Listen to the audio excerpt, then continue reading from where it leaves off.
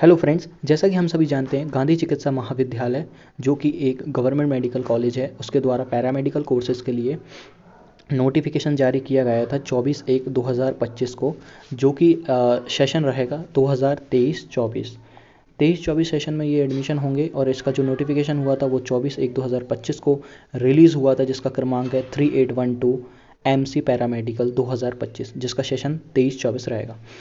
इसमें निम्नलिखित पाठ्यक्रम कराए जाते हैं और जो पाठ्यक्रम डिग्री और डिप्लोमा से हैं उनका जो एफिलिएशन है, जो यूनिवर्सिटी रहेगी वो है MPMSU, that is Madhya Pradesh medical science university Jabalpur.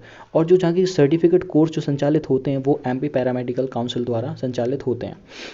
तो इसमें हमारे 11 कोर्सेज़ हैं, जिसमें एक PG डिप्लोमा भी है जिसके लिए BSc कंपलसरी है, और बाकी सर्टिफिकेट कोर्सेज़ हैं, डिप्लोमा कोर्सेज़ हैं जिसमें हमें 12वीं 12th क्लास PCB से चाहिए।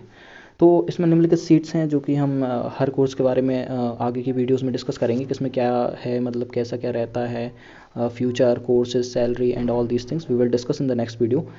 तो इस वीडियो हम डिस्कस करेंगे कि जो एडमिशन में जो फॉर्म भर रहा है वो कैसे क्या फिल होगा, कौन कौन से डॉक्यूमेंट्स लगेंगे, कैसे क्या रहेगा सब, तो उसके बारे में हम डिस्कस करेंगे। सबसे पहले हम इसमें ये देखेंगे कि इसमें जो लास्ट डेट है वो है हमारी 5/2/2025, दैट इज़ 5 फरवरी 2025 शाम 5 बजे तक रहेगा। जो भी वर्किंग डेज़ में हम 11 से 5 तक फॉर्म फिल कर सकते हैं। तो इसका फॉर्म फिलिंग प्रोसीजर ऐसा रहेगा। सबसे पहले आपको गांधी मेडिकल कॉलेज के एडमिन ब्लॉक में जाना है। एडमिन ब्लॉक में जाने के बाद अपन IMPS NEFT UPI से ऑनलाइन माध्यम द्वारा अकाउंट नेम ये रहेगा, और अपना जो अकाउंट नेम रहेगा CUN dean medical college Bhopal, bank name state bank, account number ये रहेगा, IFSC कोड ये रहेगा। इस पे हमें 600 की जो पेमेंट है वो करनी है।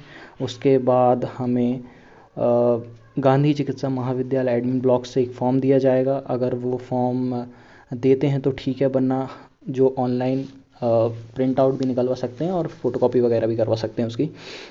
तो इसमें हमें कैसे क्या फॉर्म भरना है, सबसे पहले जैसे अपन पेमेंट कर देंगे और अपन को जब वो फॉर्म मिल जाएगा तो उसको अपन को भरना है, वो उसका प्रोसीजर मैं आपको बता देता हूँ। तो उसमें ऐसा रहेगा, सबसे पहले आपको इधर नीचे जाना है। ये रूल बुक जो है वो गांधी चिकित्सा महाविद्यालय द्वारा साइट पे डली हुई है। तो इसमें अपने कोर्सेज़ हैं और ये फॉर्म है इसका।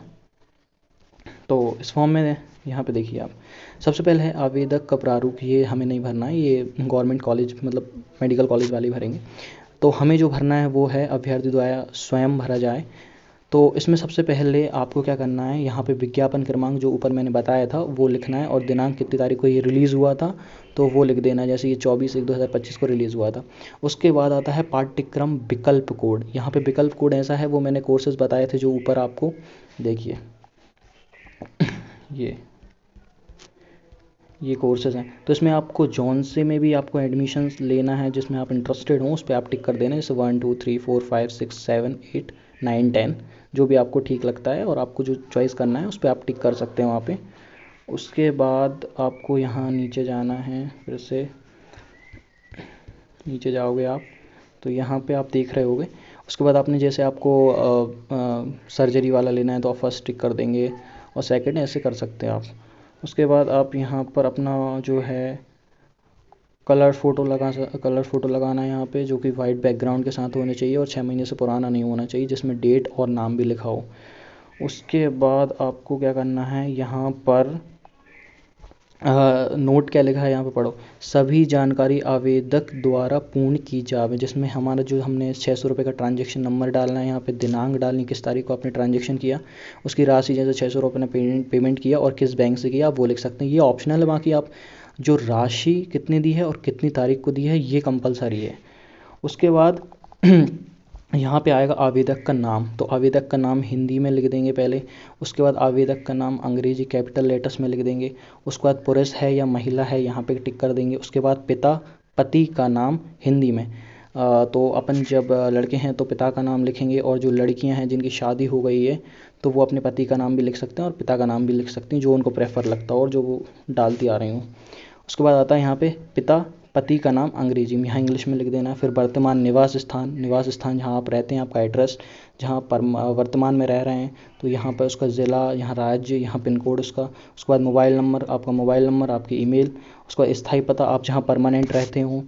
किसी किसी का स्थायी और वर्तमान पता सेम होता है तो वो सेम भी भर सकता है, जिला भर दे, यहाँ पर राज्य और ये पिन कोड। ये बहुत आसान होता है, इसमें कोई दिक्कत नहीं होती। उसके बाद अभ्यर्थी का मोबाइल नंबर, यहाँ मोबाइल नंबर डाल होता है। पिता पालक पति का नाम, तो यहाँ अपने पिता, और जो लड़कियाँ मैरिड हैं जो अपने पति का यूज़ करती हैं ना, तो वो अपना पति का नंबर डाल सकते हैं आप। उसके बाद आधार कार्ड नंबर यहाँ पर डाल सकते हैं। यहाँ पहचान, यहाँ समग्र पहचान क्रमांक डल जाएगा। उसके बाद ऊपर आओगे आप, तो जैसे ही आपको यहाँ पर जन्म दिनांक किसके अकॉर्डिंग डालनी है, हाई स्कूल परीक्षा की अंक सूची संकलन करें। तो आपको 12th क्लास की जो है वो मार्कशीट भी लगानी है, उसके अकॉर्डिंग आपकी जो कितनी तारीख को आप जन्म हुआ था, आपका यहाँ पे डेट, यहाँ मंथ और यहाँ ईयर आ जाएगा।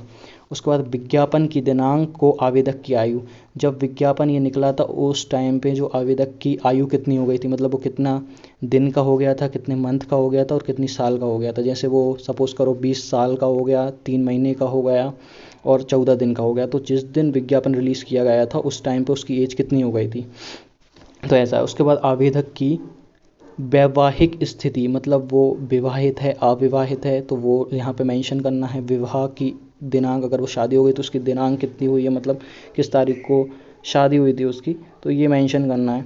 उसके बाद ऊपर आएंगे अपन, तो ऊपर जो है अपने पास थर्ड आपका वर्ग कौन सा है, जैसे आप अन्य पिछड़ा वर्ग में आते हैं, अनुसूचित जाति जनजाति, उस पर आपको टिक करना है। उसके बाद आता है 14 पॉइंट, आवेदक को दिनांक कि बच्चों की संख्या, मतलब जब आवेदन आप कर रहे हैं तो उस टाइम आपके मतलब कितने बच्चे हैं, तो ये जिसके भी बच्चे हैं वो यहाँ पे शपथ पत्र भी लगा सकता है और उनकी जन्मतिथि लिख सकता है यहाँ पे। उसके बाद इसमें 15 में कुछ नहीं करना है। 16 में अपन को क्या है, यहाँ 12th में आपने किस बोर्ड से किया है, आपको यहाँ बोर्ड का नाम लिख, जैसे MP बोर्ड, CBSE बोर्ड, तो जो उनसे बोर्ड से भी आपने किया है तो वो मेंशन करना है। कौन से ईयर में किया है वो ईयर करना है। उसके बाद यहाँ पर आप देखेंगे आपने जो 12th है उसमें पूर्णांक यानी और प्राप्तांक, पूर्णांक यानी 100 में से आपको कितने अंक मिले, ऐसे बायो के लिखना है। यहाँ पे फिज़िक्स के लिखना, फिज़िक्स 100 में से कितने आए यहाँ लिखना है। केमिस्ट्री में पूर्णांक मतलब पूरे में से, जैसे 100 में से केमिस्ट्री में कितने आए वो लिखना, और यहाँ पे प्रतिशत लिख देना है कि कितना % बन रहा है अपना, मतलब PCB का ही लेना है बस, PCB के नंबर डालने और यहाँ परसेंटेज लिखनी है। उसके बाद जो BSc परफ्यूज़न वगैरह में डिप्लोमा करना चाहते हैं उनके लिए यहाँ डिटेल फिल करना है उनको। और उसके बाद यहाँ पर आप ऊपर आएंगे तो यहाँ आप जिस स्थान से हैं आप स्थान का नाम लिख देंगे, डेट लिख देंगे, कितनी तारीख को आप ये फॉर्म फिल कर रहे हैं, आवेदक का पूरा नाम, यहाँ पूरा नाम लिख के और हस्ताक्षर कर देंगे, आपका ये फॉर्म इतना कंप्लीट हो जाएगा। उसके बाद आपको जो डॉक्यूमेंट इसके साथ अटैच्ड करने हैं वो हैं कुछ इस प्रकार के डॉक्यूमेंट्स रहेंगे। तो आपको ना निर्धारित ऑनलाइन, ये तो काउंसलिंग के टाइम पे ज़रूरत पड़ती है, निर्धारित ऑनलाइन किए गए भुगतान की रसीद, और ये 10th 12th BSc biology with marksheet, ये अपन को BSc, ये भी अपन को जब परफ्यूज़न वगैरह लेना हो तब BSc की ज़रूरत पड़ती है। डिजिटल मूल निवासी, डिजिटल जाति प्रमाण पत्र, निर्धारित प्रपत्र में EWS, अगर किसका EWS हो, आय प्रमाण पत्र, ID प्रूफ, आधार कार्ड समग्र ID, 2 पासपोर्ट, मतलब पासपोर्ट साइज़ के फ़ोटो 6 मंथ पुराना ना हो, NOC जो सर्विस में है, और शपथ पत्र होना चाहिए, गैप TC, प्रवेश के समय जो चाहिए, माइग्रेशन चरित्र प्रमाण पत्र। तो ये सारे डॉक्यूमेंट्स ऐसे रहेंगे जो कि आपको, मतलब जब आप काउंसलिंग वगैरह में आप जाएंगे तब आपको ये सारे डॉक्यूमेंट्स लेके जाने पड़ेंगे, पर अभी आप फॉर्म फिल कर सकते हैं और आपके पास इनमें से जो भी डॉक्यूमेंट्स हैं आप वो डाल सकते हैं। लेकिन 12th क्लास की मार्कशीट कंपलसरी है, वो तो डालना ही होगा, उसके अकॉर्डिंग आपकी मेरिट बनेगी, मेरिट के अनुसार ही नाम आएगा, तो ऐसा रहेगा इसमें। बाकी 12th क्लास की ज़रूर संकलन करना है, और बाकी जो डॉक्यूमेंट्स इसमें आपके पास हों वो आप अटैच्ड कर देना उसमें। वैसे तो मैक्सिमम रहते ही हैं अपने पास, TC माइग्रेशन वगैरह ये जब एडमिशन होगा और काउंसलिंग के टाइम पे ज़रूरत पड़ेगी, तो अभी इसके लिए इतना परेशान नहीं होना है। उसके बाद फ़ोटोज़ आपको लगभग 10 से 15 फ़ोटोज़ आपको, और ज़्यादा ही आप खिंचवा के रख लें, वो भी 6 मंथ से पुराने ना हो, और डेट और नेम होनी चाहिए उसमें। और और सारे डॉक्यूमेंट्स, और जब काउंसलिंग होती है उस टाइम जब आपका काउंसलिंग होती है तो आपके डॉक्यूमेंट्स जमा कर लिए जाते हैं, आपको कोर्स अलॉट हो जाता है तो सारे डॉक्यूमेंट्स ओरिजिनल जमा होते हैं। तो आप कोशिश करना 10 से 15 फोटोकॉपी आप सबकी निकलवा के रख लें, और सारे डॉक्यूमेंट्स को पेन ड्राइव में भी स्कैन करवा के रख लें, ताकि आप किसी और का फॉर्म भरते हैं, जब आप किसी और चीज़ों का फॉर्म भरेंगे तो वो डॉक्यूमेंट्स आपको बार बार कॉलेज से नहीं लेने पड़ेंगे, जिससे कि आप जो स्कैन्ड हैं वो डॉक्यूमेंट्स आप वहाँ पर लगा सकते हैं, तो इतनी प्रॉब्लम नहीं आएगी। Thank you. बाकी आगे की प्रोसेस मैं आपको ऑनलाइन यूट्यूब के माध्यम से बता दूंगा। धन्यवाद।